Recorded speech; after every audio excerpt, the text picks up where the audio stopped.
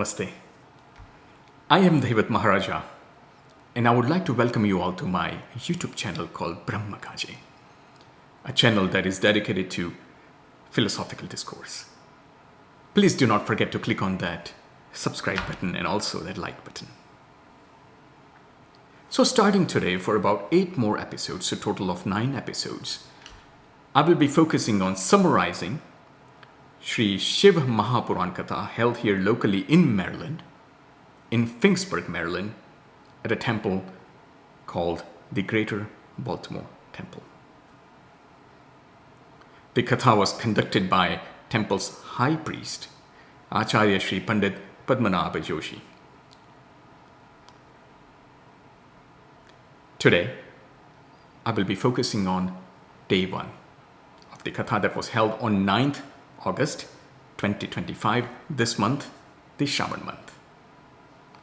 Let's get started, shall we?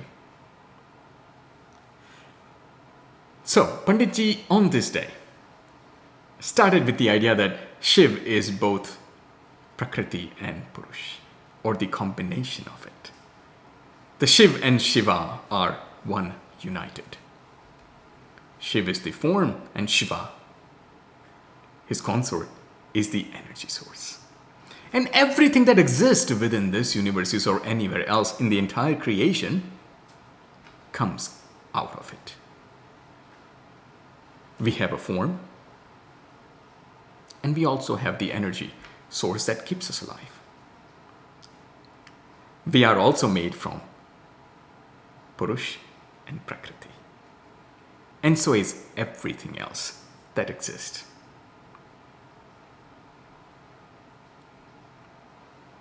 Panditji then went on describing that Shiva is also Sagun and Nirgun, full of all properties and completely propertyless. This concept is a little hard to understand, but if you focus on the essence of it, you will realize that everything that exists, all the properties, have meta properties behind it, through which it exists. Think about it. If the universe started expanding about 15 billion years ago and keeps expanding, eventually that expansion will end and it will collapse into nothingness. So from nothing it came, and it will go back to nothing. But something was always there that started everything and will conclude everything. And that is Shiva. All the properties that exist in the universe is him. And eventually, he will conclude it also. Then Panditji focused on the idea of form. How through form we can get to the formlessness. The symbolic representation of Shiva's form and formlessness is Shivling itself. It is also a form, you can see it, it's in a ling swarup. But it also is a symbolic representation of pure energy. Formless. To get to the formlessness, you start with the form. Let's say you love somebody so much, and that significant other, he or she, that you love, you first saw him or her in its or his or her form. But the concept of love is something that is not tangible at all. You cannot touch it, but you can feel it. You can comprehend the love through that form. So slowly, you can get to it.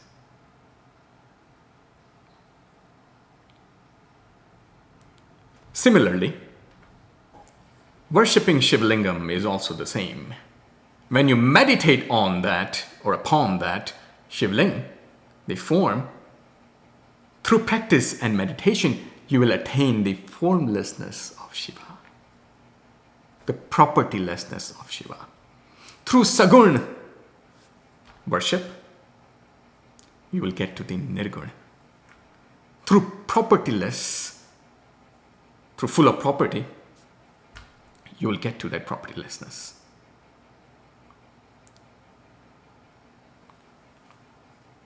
And for that, you must start with the property.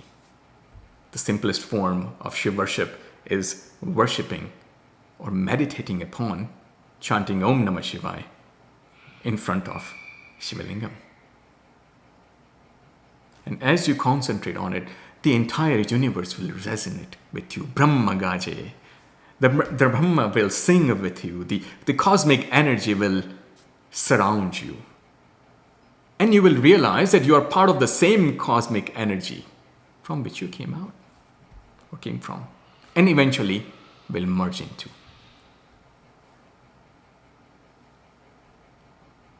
Then Panditji talked about that humans have intellect. They have consciousness. And through that vivek, the understanding of right and wrong, humans go about doing their business. Other animals do not necessarily know the concept of right or wrong. But we do. And because we do have that, the humans do have that, the humans often develop ego, pride, and the intellect or the vivek or the understanding of right and wrong gets corrupted. And when it gets corrupted, we lose our path. The mind becomes sick. And like Panditji mentioned, when you are sick, you need medicine. Where your intellect, your vivek becomes sick, you need equivalent medicine to cure it. And meditating upon Shiv or Shiv Puran or understanding Shiv Puran is that medicine. Because it brings your vivek, your understanding of right and wrong into balance again. It cures you. It cures your mind. Then Panditji talked about fighting. We quarrel about everything. And Panditji said, or pointed out, pointing at Shiv Puran, that the one to fight is yourself only. If you must fight, fight against that arrogance, that ego, that envy, that jealousy, and all those feelings, emotions, etc. that corrupt your mind. And we often quarrel about really senseless things. How often have you seen husband and wife quarreling about things like groceries? Groceries have been purchased by one person. They are in the car. And the wife says to the husband, hey, I got the grocery, now you bring it in. And husband says, I'm busy, I cannot do it, you do it. And the quarrel starts. The wife says, I am doing the cooking, you do the dishes. Husband says, I have no time. You do it too. And the quarrel starts. The mutual understanding of each other sometimes is what we fail to see or realize. And we fight about nothing. And you might have seen couples do that all the time. And you might have been one of those couples that fight and quarrel about senseless things, meaningless things. It's okay to help each other or one another. But our ego sometimes comes in the mind. Hey, I did this, I did the cooking, so you must do this. Or hey, I am running the house as the earner of the house, says the husband, so you take care of the kids and everything else. I did my part, you do this. The ego, the I is what comes in our way all the time, like Panditji mentioned.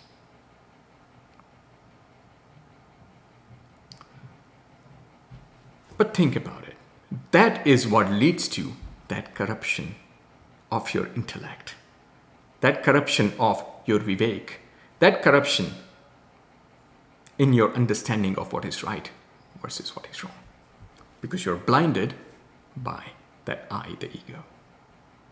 Narsi Mehta's poetry comes into the mind that Hun karu, ej agyanata shakatano bharajem ashwanatane. I am not the doer, says Narsi Mehta.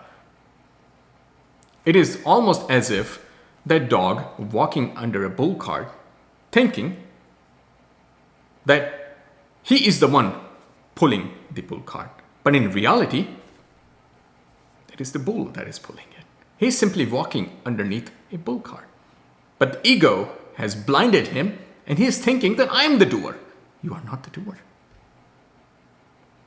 Likewise, if you surrender your ego, even if you do have to do a little bit more, even if you do have to clean dishes, that your wife told you to do so, that's okay. Do it. Do it with happiness. Do it with willingness. But then on the other hand, if you forget about it, the wife must also understand, it's okay. I will do the dishes this time.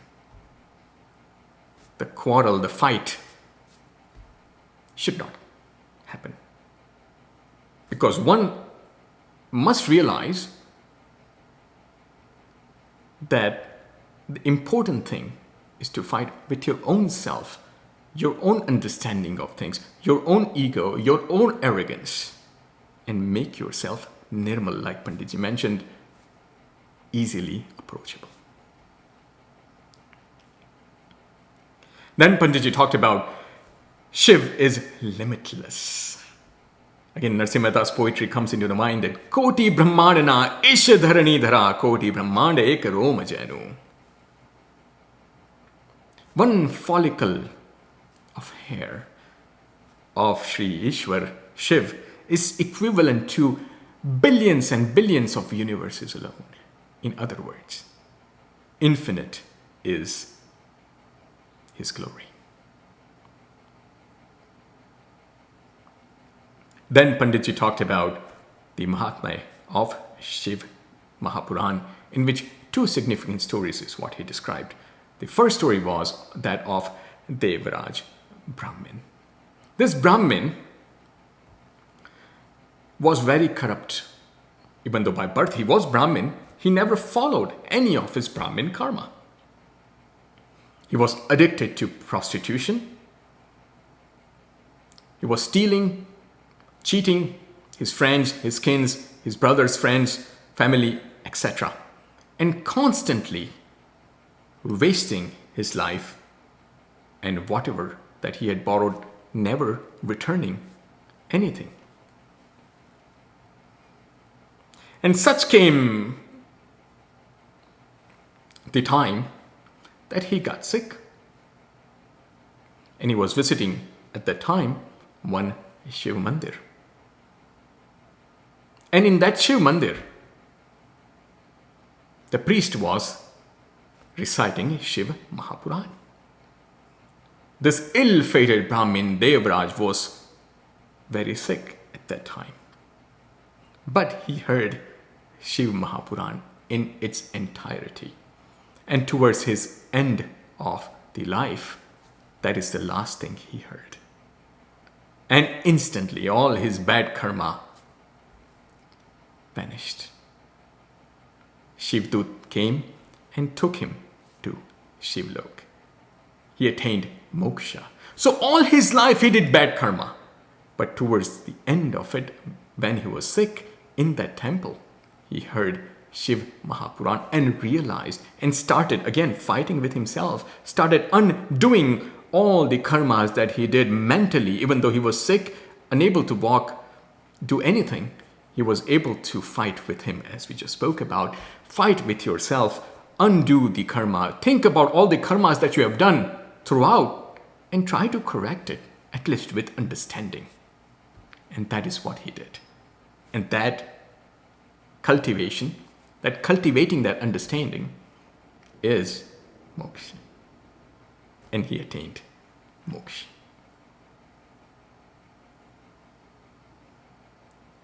We must do the same. If you are doing the karma daily, think about the karmas that you have done so far and try to see if you can correct it. Maybe also gain the understanding that, yes, I was wrong. I should have done, again, going back to that dishes example, maybe I should have done those dishes that my wife told me to. But just out of arrogance and ego, I ignored her and I fought with her. And the dishes remained unclean for days. I could have done it. I did have the time. Eventually, I could have done it. But at that time, because my wife said so, I didn't do it. Again, that ego is what you fight and cure. Then Panditji talked about another story, the story of Chanchula.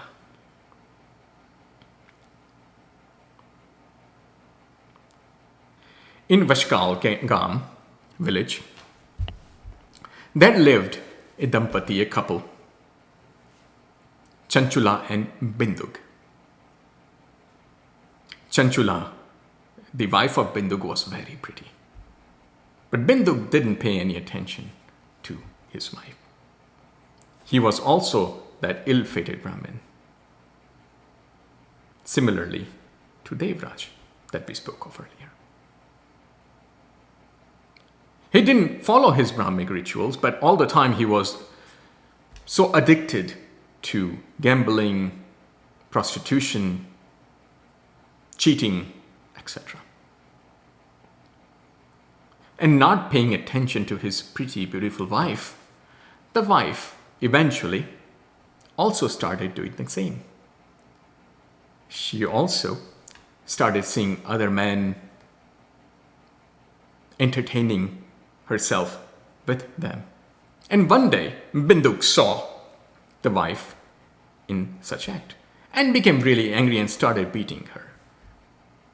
The guy ran away that she was with, but then Chanchula said, listen, husband,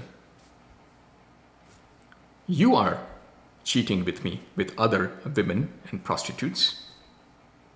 So I started doing the same. To be fair, I'm doing what you are doing. Binduk said, you're right. Yeah. Keep doing what you are doing, and I will keep doing what I am doing. Rather than correcting their actions, he is guiding her in the wrong direction. And Binduk says to Chanchula, Chanchula, on the top of that, try to earn some money too. You are so pretty, so many men love you, and you have so many relationships now. Just try to earn money also. Technically, directing her to the act of prostitution. And Chanchula said, I love this thing anyway. So yeah, I'll do the same. And they kept on doing that. Eventually, the Binduk, his karma became so bad that he died and went to hell. And from that, he became a demon on Vindhya mountain. On Vindhya mountain, he started living as a demon after being released from hell. Chanchula here was also getting older, and eventually, one day, through fate, what have you, ran into a priest who was reciting Shiv Maha Puran. She heard a little bit of it and started again fighting with herself. We just spoke about that. Started undoing the karmas that she had been doing. Started realizing her mistakes and mentally corrected those. Became very apologetic and went to the priest and said, show me the entire Shiv Maha Puran. Teach me the entire Shiv Maha Puran. Preach me that. And Pandit did that. And Chanchula eventually passed away and went to Shivalok. And Ma Parvati became so fond of her that she made Chanchula her friend. And one day, Chanchula said to Ma Parvati that, I still miss my husband, Bindu. He was yes, despite all the bad things that he did, he was still a kind-hearted man. And I'm constantly thinking about him. What happened to him?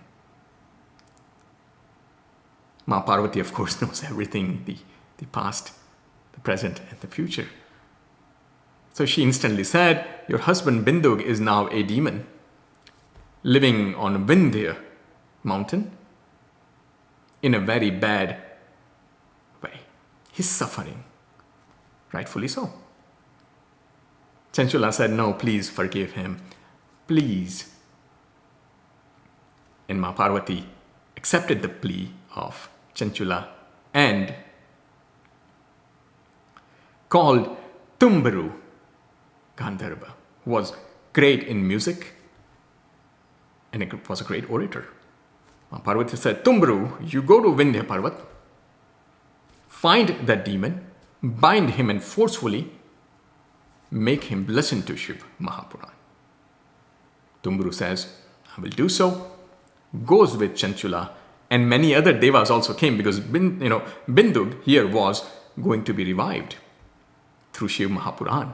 And Tumbaru was a great orator, the Gandharva.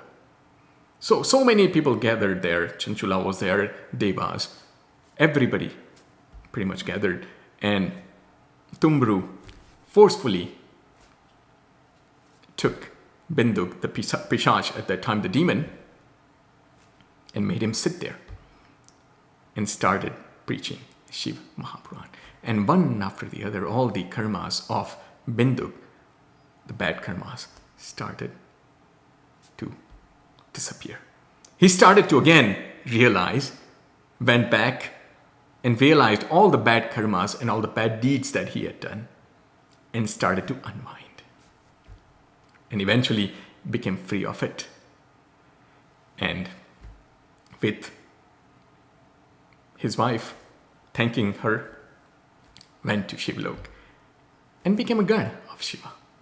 So now the husband and wife are both with Shiva in Shivlok. Just because they took the opportunity to unwind and make themselves available to the comprehension of Shiv Maha Puran. After that, Panditji talked about diet control, that how what you eat makes a big difference in who you are. After all, you are what you eat. So try to maintain a balanced diet, control those items that can lead to corruption of your intellect. Then finally, Panditji talked about Nishtha, that having Nishtha in Shiv Puran, or the intellectual, philosophical comprehension, is what will stabilize you. Again, we learn from the two stories of Devraj and Chanchula and Binduga that when they realized and made themselves stable into Shiv Maha Puran, they attained moksha. Similarly, find some time daily in your very busy routine, find a few peaceful seconds and think about what you have done. And take refuge in Shiv Maha Puran or this intellectual discourse. Have nishtha towards it, have faith towards it. Because after all, Shiva can be easily attained through faith. That's all I have. Om Namah Shivaya.